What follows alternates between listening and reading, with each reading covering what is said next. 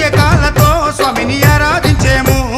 పూలు పళ్ళు తెచ్చి స్వామికి పండుగ పెట్టేము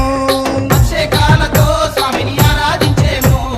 పూలు పండ్లు తెచ్చి స్వామికి పండుగ పెట్టేము 108 మెట్లకు పేట తుల్లియాడి 108 శరణాలు చెప్పాము 18 మెట్లకు పూజలు చేసాము పేట తుల్లియాడి నిన్న మెప్పించాము స్వామి రావయ్యో